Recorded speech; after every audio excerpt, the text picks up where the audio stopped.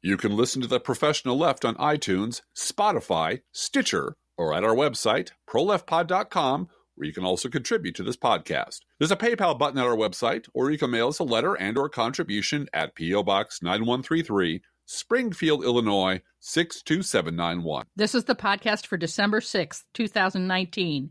It's not safe for work. Recorded live from the Cornfield Resistance, where we're pretty sure you all thought we were kidding about our running the Rudy Giuliani podcast live from Kiev bit, but it turns out we weren't. It's the Professional Left with Drift Glass and Blue Gal.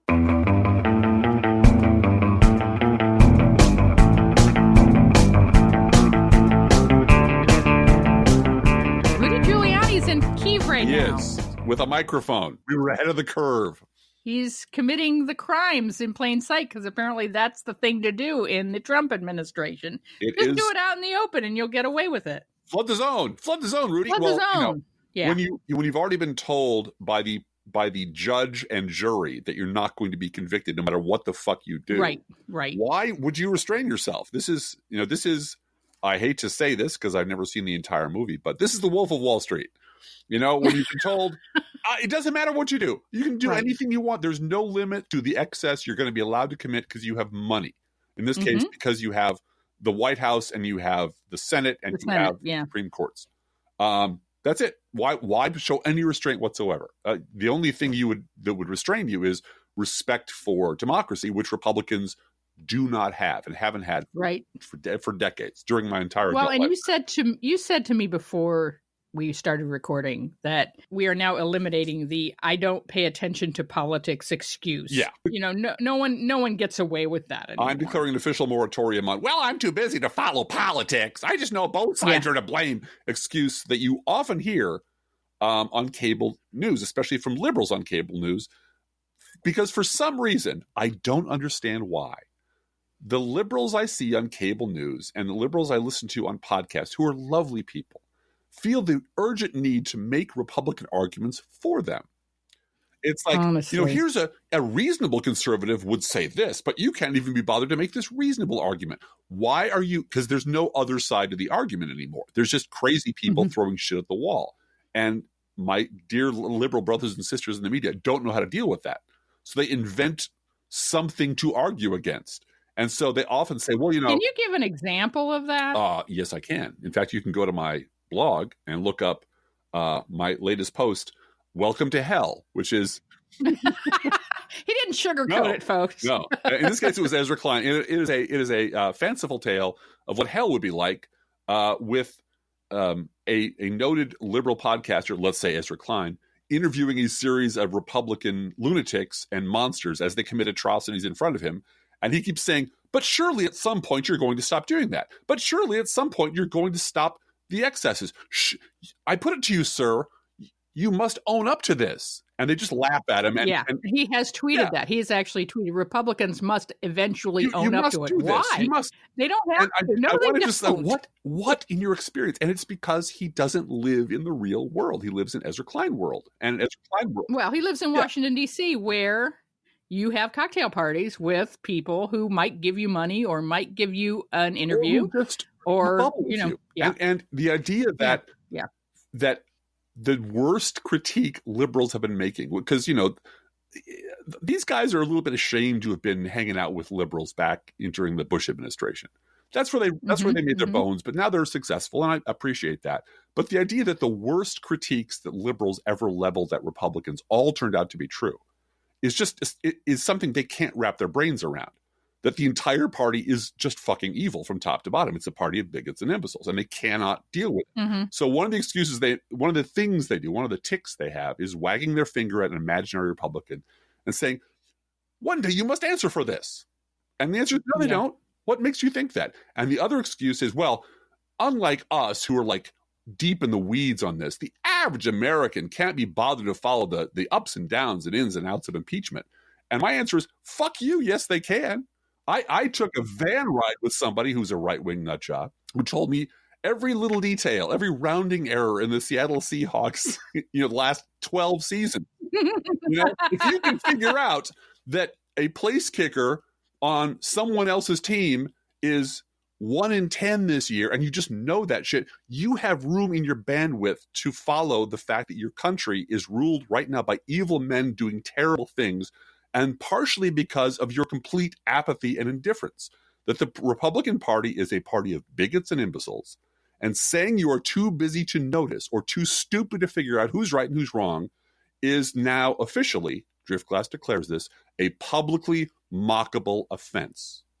Once we get back to having fights over marginal tax rates and shit like that, and import levies and export taxes and I don't know what the fuck, then you can go back to just forgetting about politics. Can I just say one other thing, and that is that people who say that, and it's not a male-female thing, females make this kind of comment all the time of, I just don't have the energy to deal with politics and so forth.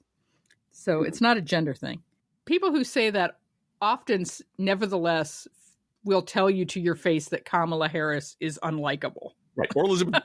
Right. You know, Elizabeth Warren's unlikable. Or Elizabeth Warren or Hillary Clinton or whoever. They will have an opinion when it comes to who they like and who they don't like. And yet they don't like the tweeting, but they're going to vote for Trump. Donald Trump is the most unlikable candidate running ever.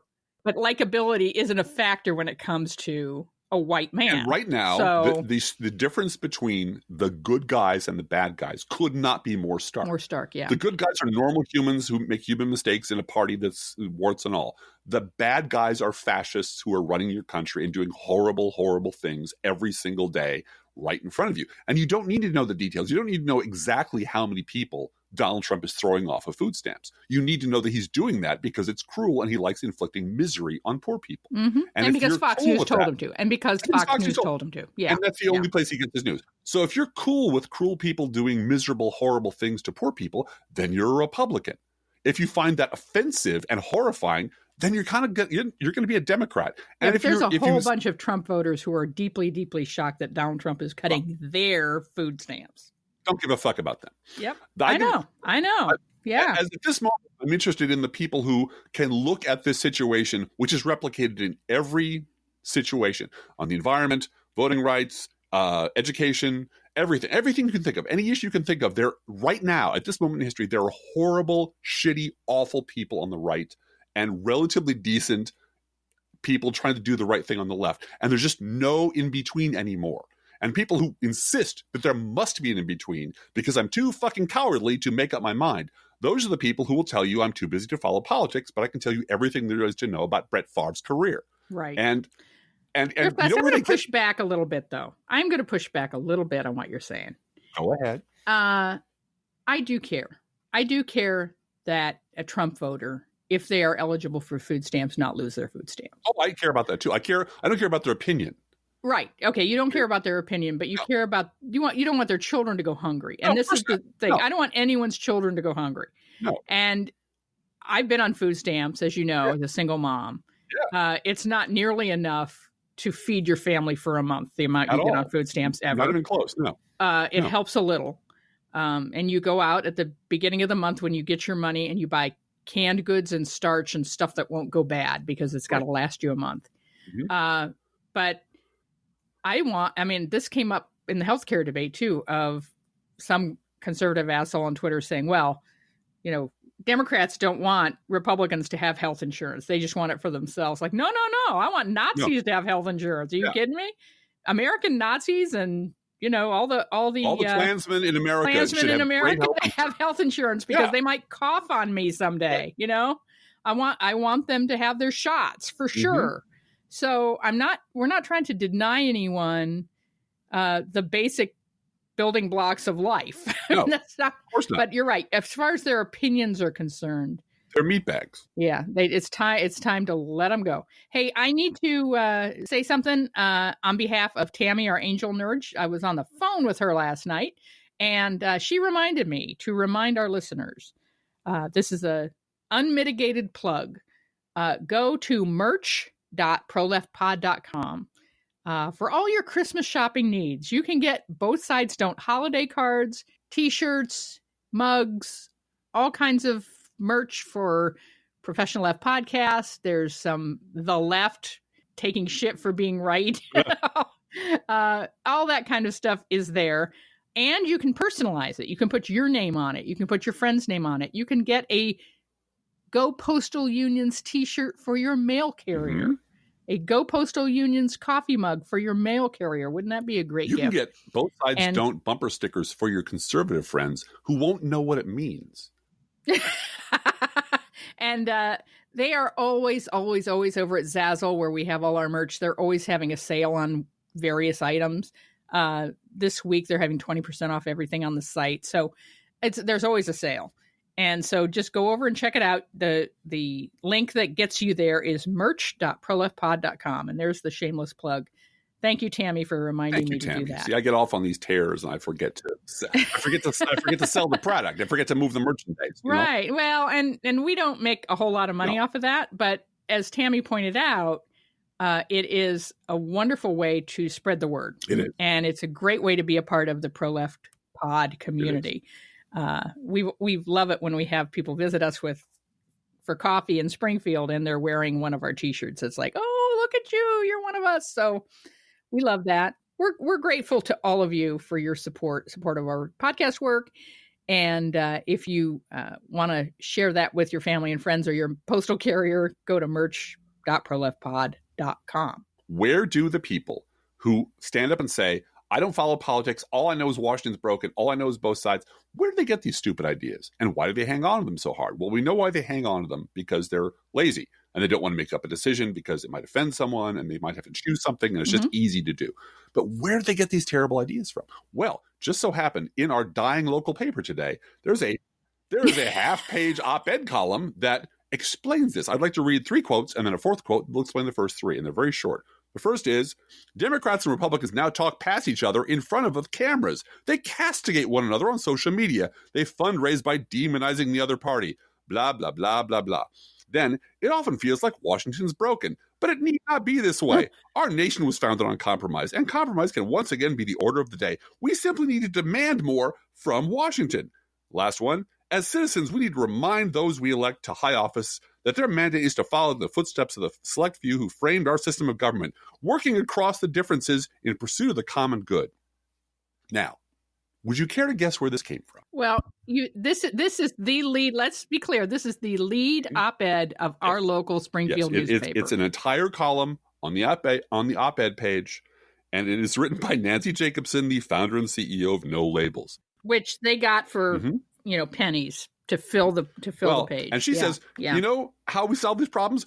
Because a select few are already solving them, Blue Gal. They're called the Problem Solver Caucus. And blah, blah, blah. Let's jerk each other off and pretend that we're making a difference. And it is this kind of errant bullshit. You know what? This might have flown in the 90s. It might have flown in the 80s. You know when it wouldn't have flown, Driftglass? The 1780s. Yes. Absolutely. Or the 1860s. John Adams would have called bullshit on this. He would have. Absolutely. From day one. Mm-hmm. Yep. You know, the rebels and the monarchists just need to get in a room and decide.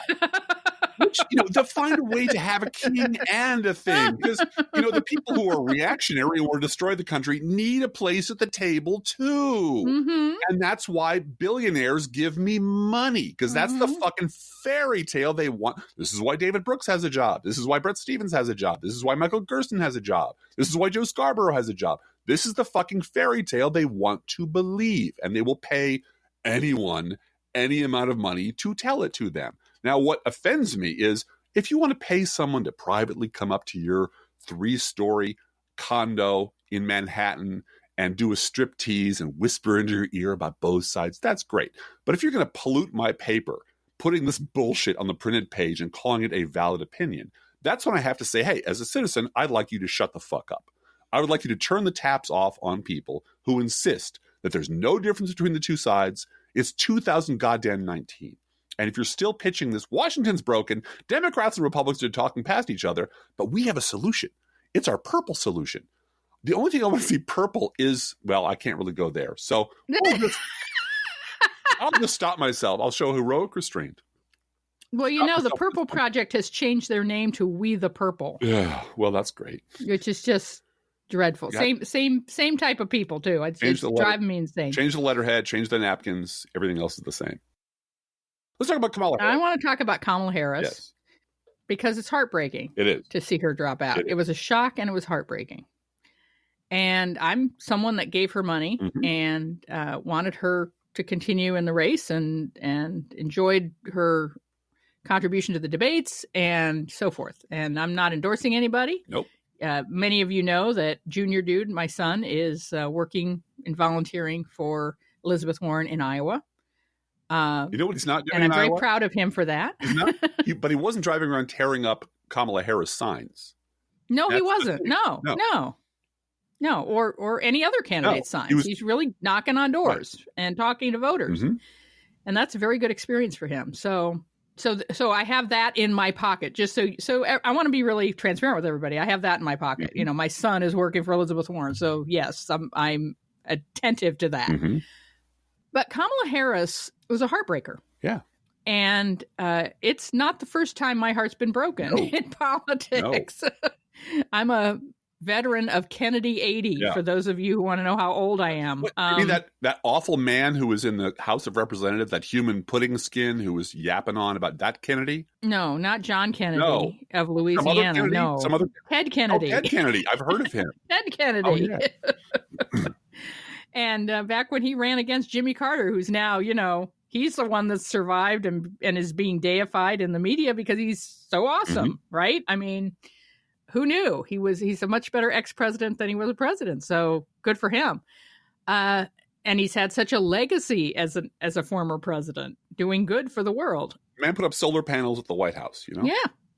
And then Reagan tore them down. And there's the story of American political history right there. Right. But just getting back to Kamala dropping out, there's a couple things, you know, you and I have worked in enough campaigns ourselves to know how the sausage is made and what is happening when you see things happening that seem like they're not a major news story, but you and I looked at it and went, oh, God.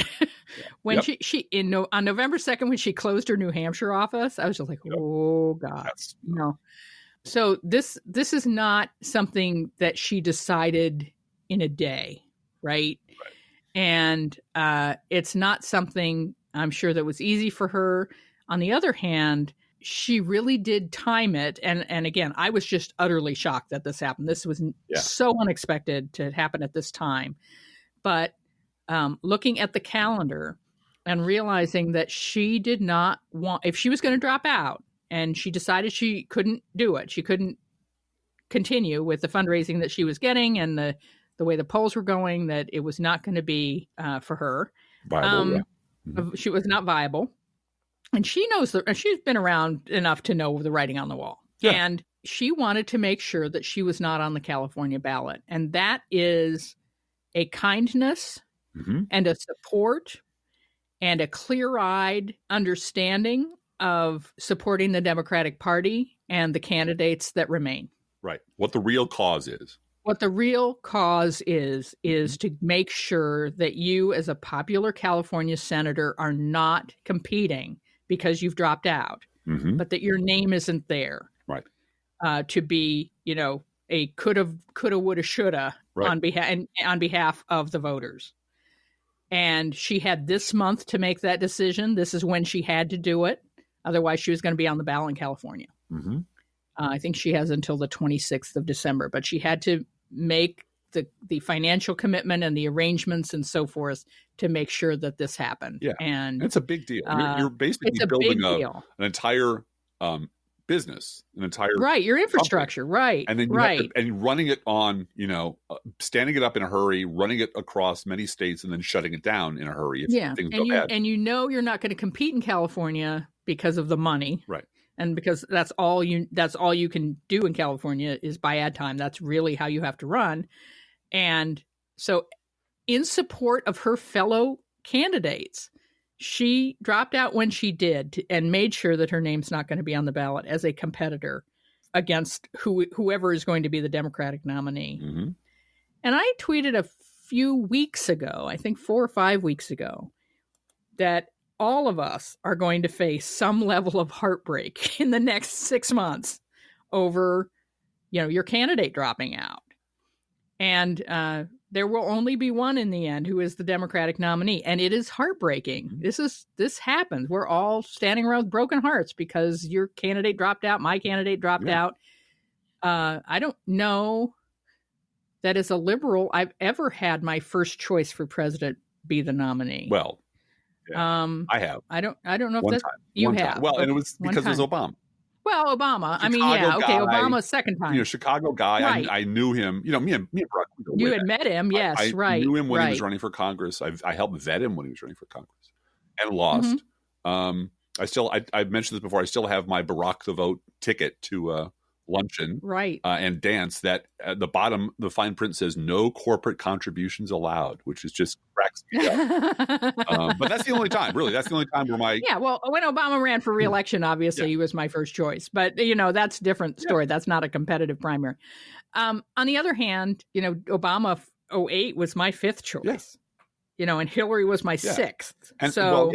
And he was a long shot. That's. I mean, it could have. And he was a long shot, and he was not the most liberal candidate running. It could have easily gone any other way. It was wide open. And in fact, John Edwards was above Obama on my camp. I'm ashamed to say that at this point because of the personal history, but he was better on poverty than Barack Obama. Than both of them. Yes, so he was.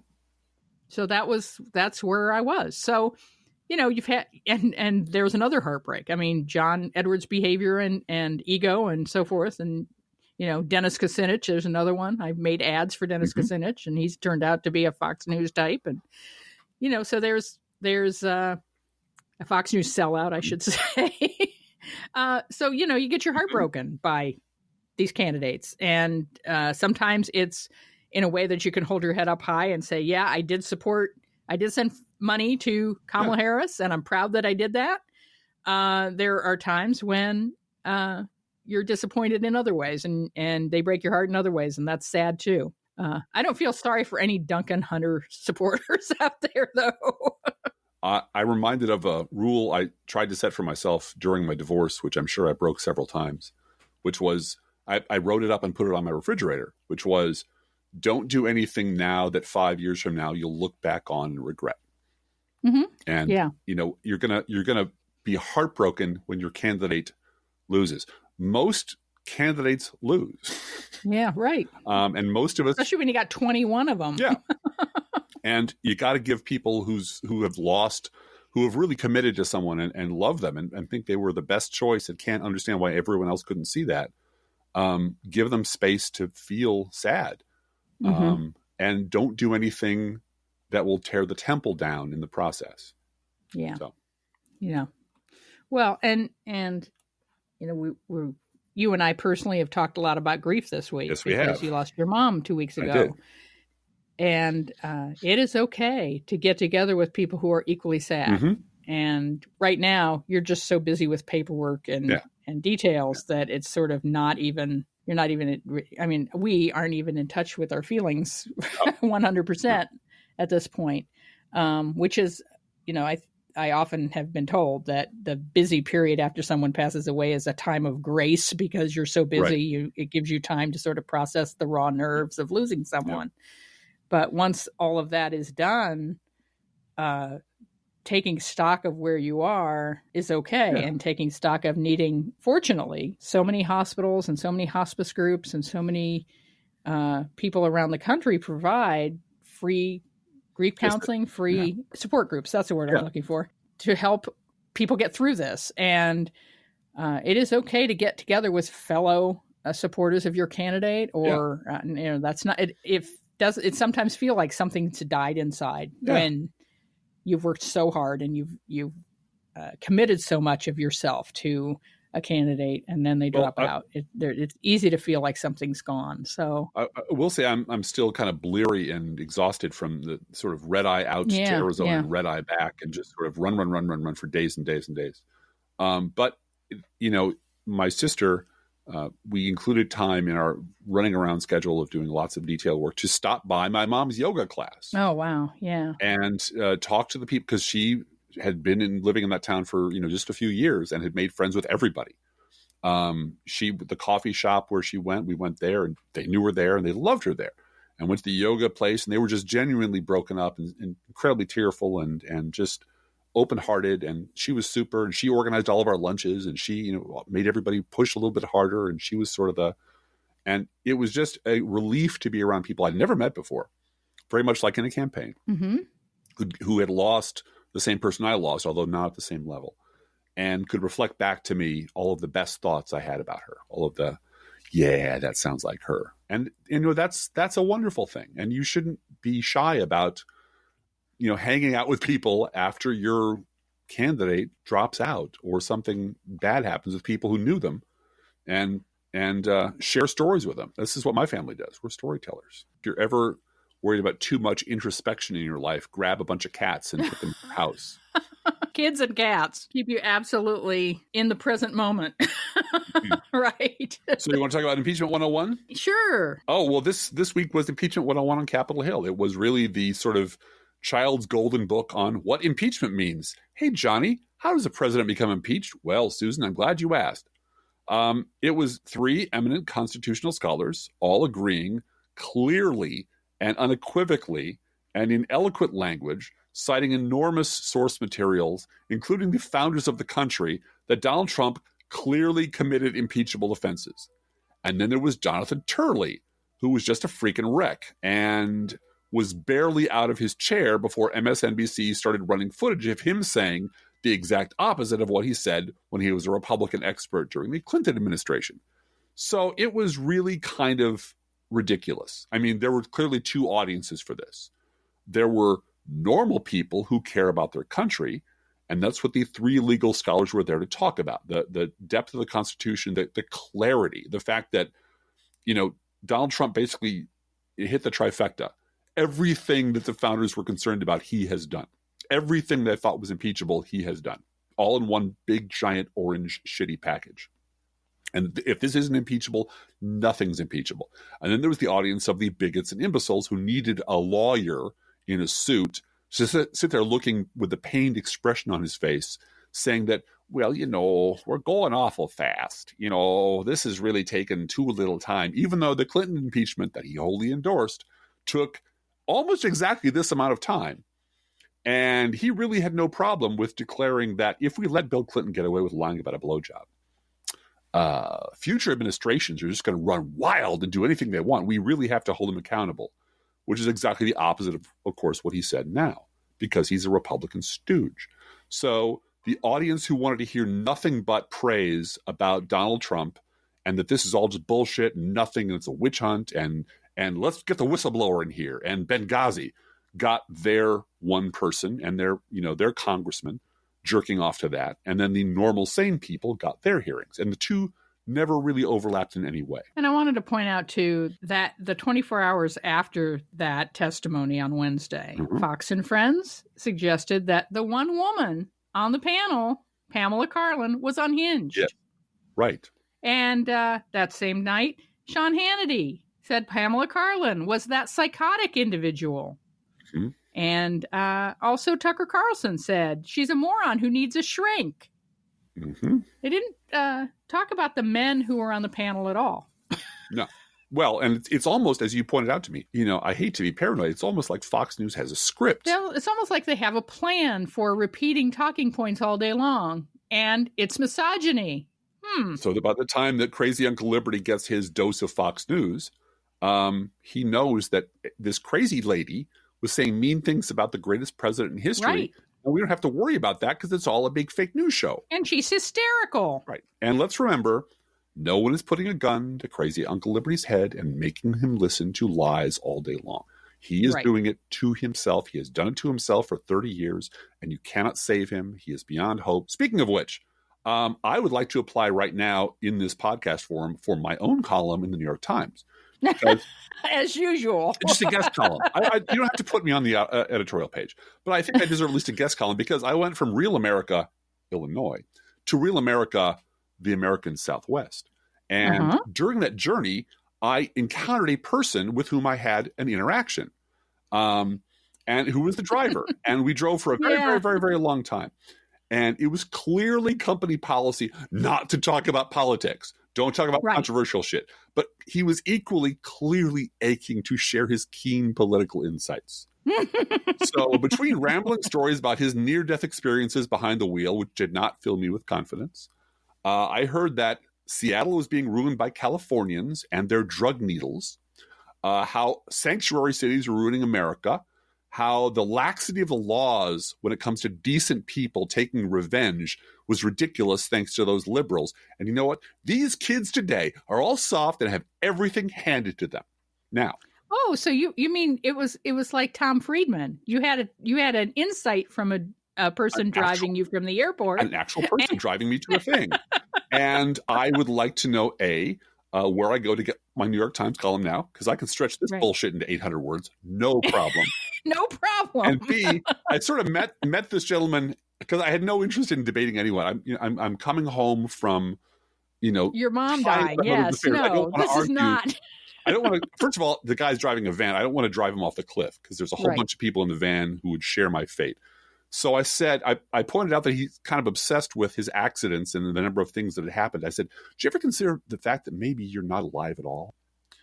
Maybe you are a damned soul and you're transporting this is like the river Sharon and you're." You did not say that to him. I did. Maybe we're all damned souls, and the reason you keep repeating this thing over and over again is because you're taking us to purgatory, and you're the guy, you're the Sharon, the ferryman on the river Styx that takes damned souls to hell. And he just looked at me. He did not know what to make of that, which was exactly my point. It was, you know what? I'm just gonna fry your circuits because you won't know what to make of this little story of mine. And when I turn into a short story, it'll sell, 30, 40 copies. I think you should write a blog post and it should be exactly 800 words. Yeah. That would be hilarious. I will try to limit myself to 800 words, Gal. Speaking of hilarity, Nikki Haley. Oh, God. Today. Yeah. We're recording on Friday. And today she decided in an interview to talk about how the Confederate flag was all about service and sacrifice and heritage until Dylan Roof, quote, hijacked, unquote, it. Yes.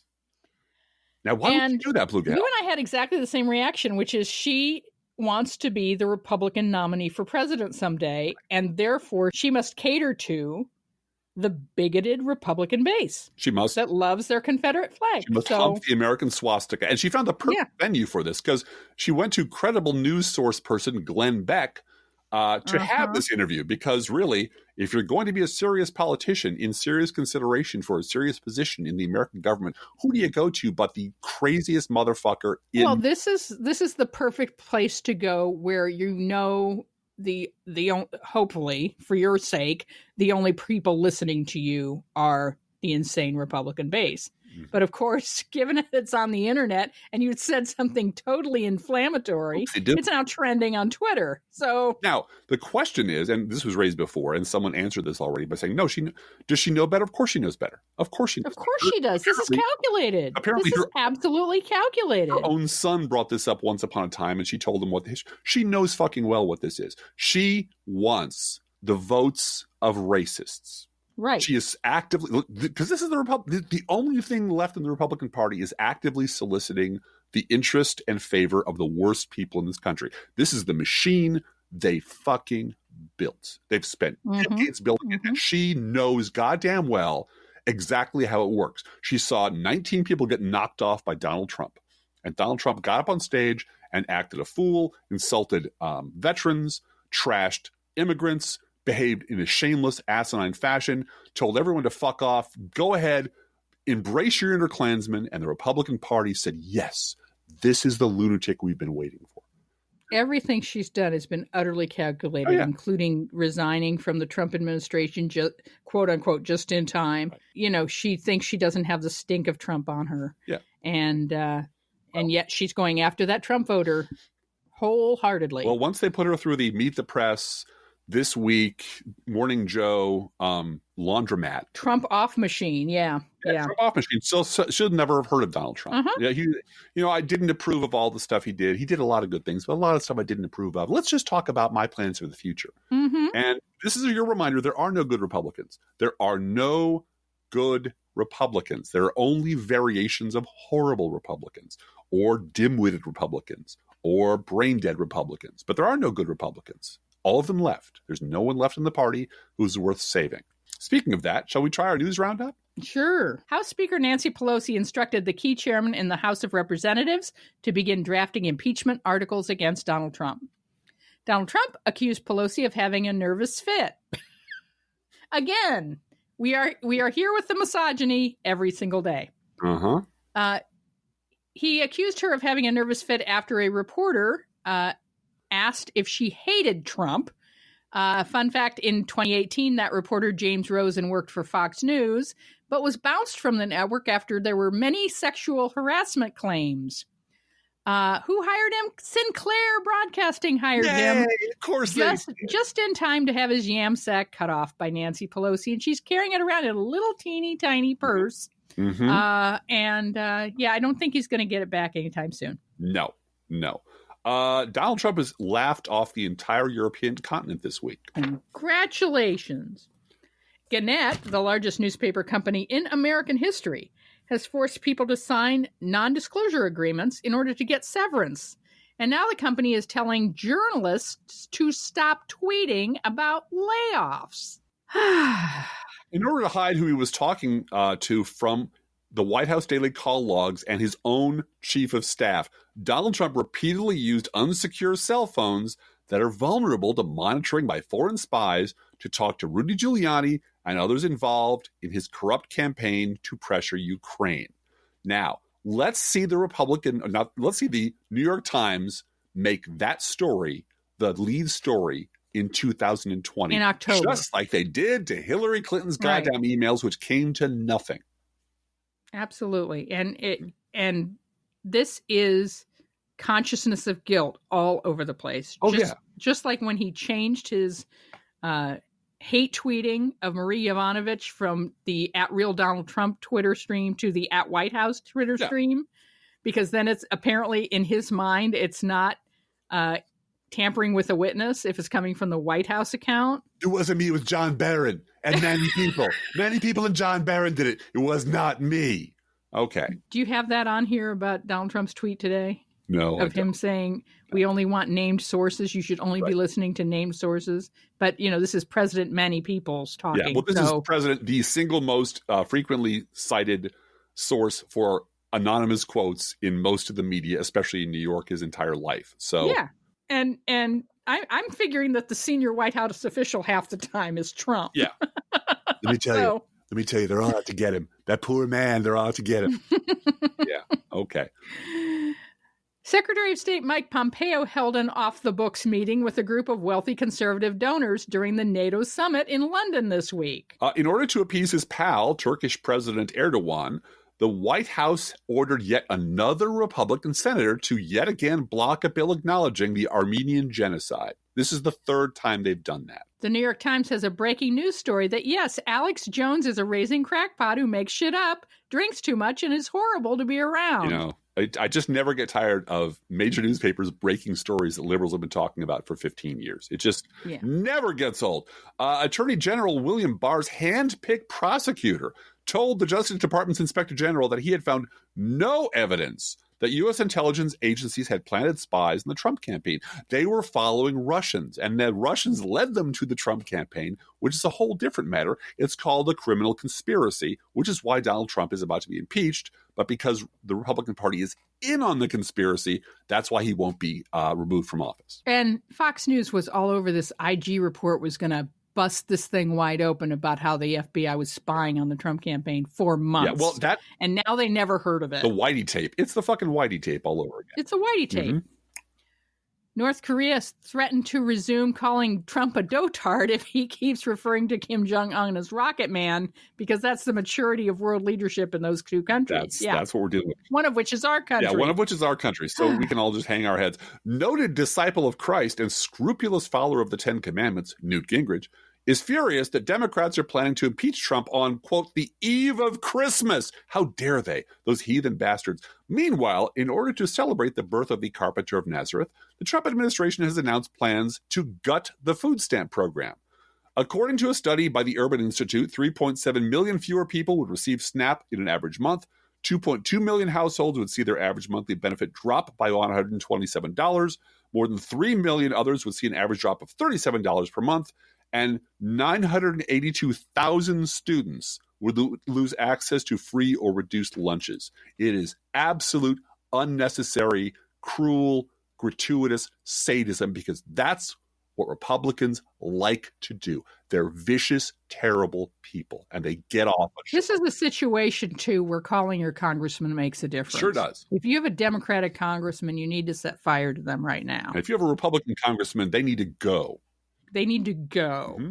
And let's not forget that Newt Gingrich worked tirelessly to impeach Bill Clinton. Oh, yes. Just before Christmas. And just before his own marital affairs got out and he was forced to resign in disgrace. Although, technically, his financial scandals is what forced him out. Right. It was bouncing checks at the House Post Office that forced him out. So many forms of disgrace. Thank God David Gregory came along and just rescued him from political obscurity and polished him up bright and shiny and put him right back on the political stage every time he fell down. Where he proceeded to blame Democrats for every little thing. Yeah. That was a noun and verb and blame Democrats. Yeah. That's what he does. Okay.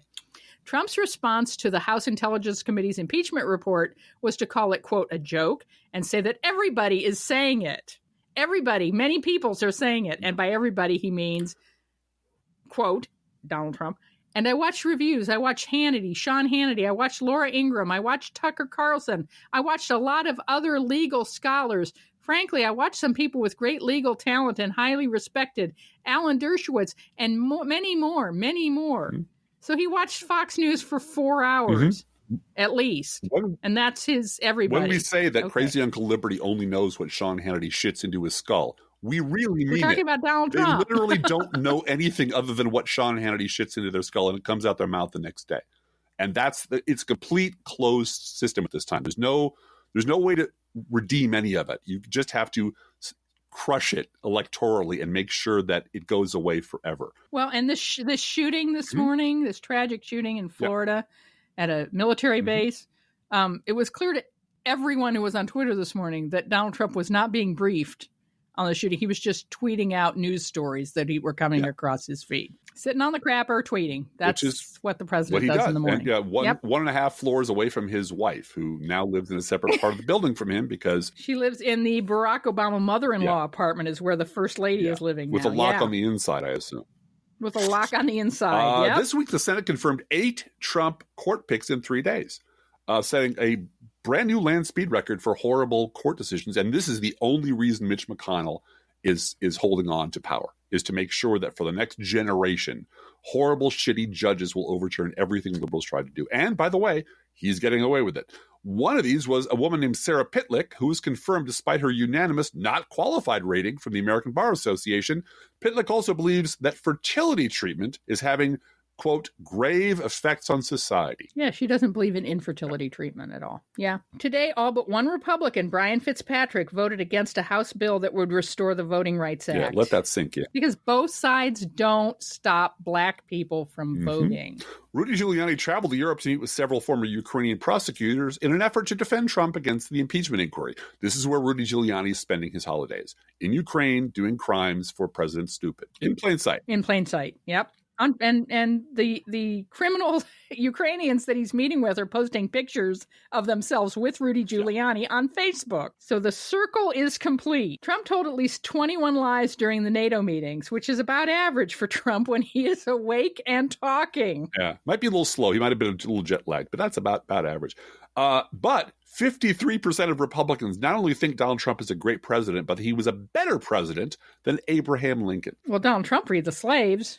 Yeah, and built the pyramids. Don't forget that. and don't forget about the heritage of that Confederate flag. Attorney General William Barr said, quote, communities who don't, quote, respect, unquote, the police could risk losing, quote, the police protection they need. Because we're not living in a fascist enough state. Yeah. Sure, it would be a real shame if you spoke up about police abuse and, suddenly your house disappeared and we burned down your fucking neighborhood. Just be a shame. I'm not saying it would happen. I'm just saying it would likely happen if you talk out of turn about this administration and all the good it's doing for you. It's a fucking mobster group. It's a bunch of fucking mobsters with nuclear weapons. And we knew this the day they were elected. I did want to touch on one thing in our local news that makes me very sad existentially. It's just our local newspaper is nearly dead. And I want to read you a quick selection from the other paper here, the weekly paper called the Illinois Times, an article by Bruce Rushton, who wrote us up actually a couple of years ago, a very nice article about you and me and the Professional Left podcast in our local weekly paper. And the title is SJR Veteran Reporter Set to Depart, but Paper Gains an Editor. Dean Olson, longtime SJR reporter, is leaving the paper for a job in media relations and communications in Memorial Health System. His last day will be December 13th. He's worked for the newspaper since 1999. Started off as a State House reporter. It's bittersweet, Olson said. I think this is the right decision for me and my family. It's been difficult at the SJR the past couple of years, both from a pay standpoint and seeing staff continue to dwindle. At least 15 writers, editors, and photographers have left the paper in the last 6 years without being replaced. This is the most important quote. Courts, cops, city hall, and schools are among beats no longer have a full-time reporter assigned to them. That is a fucking tragedy. While Olson is departing, the SJR hired a new editor to replace Kate Schott, who resigned also last month to take a job at the University of Illinois at Springfield. I wanted to note that Kate Schott took over for Angie Munn, who was the editor, who quit over layoffs and said in a very public way that she wanted her salary to be used to retain reporters. And of course, that was not done. The Gatehouse people are trying to kill this newspaper off, strip it for parts, leave us with nothing. And they are succeeding.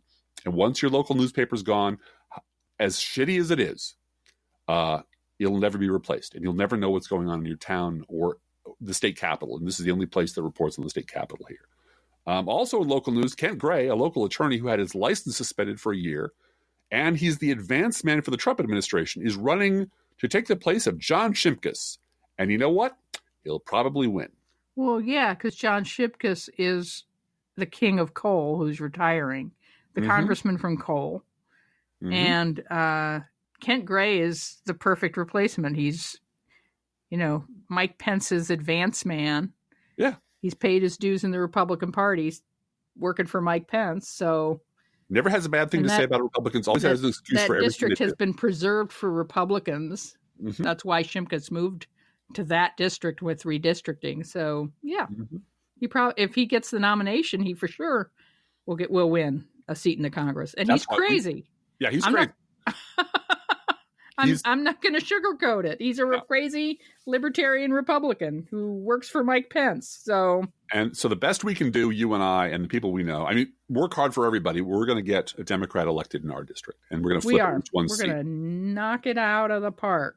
Let's do it. Thanks for listening, everybody. Thank you, everyone. We so appreciate you, and thank you for the kind words for Driftglass this week. And you want to say something else?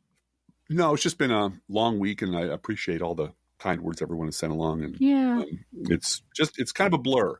In 2 or 3 weeks, I'll be back to whatever it was I used to be, minus a mom and plus some good memories. But it was nice. I passed along some clothes and some hats and some jewelries, and me and the girls and you and I will sit down and go through some pictures. I promise I'd bring pictures of me when I was a kid that make me look ridiculous, so that you can all laugh at me. I want to talk about the little onesie you brought home from your babyhood. Oh, yes. Maybe I'll take a picture of that. Covered in hashtags. It is. I wore this when I was a baby. It's from like 1961. Yep.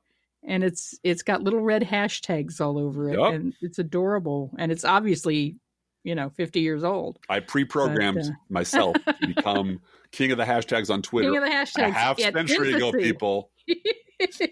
I knew it. See, when I tell you I knew this was stuff coming for years, you don't listen, but I did, and I do. Each week we post to our Facebook page and website an Internet Kitty sent in by you, the listeners. This week's Internet Kitty is Grigri.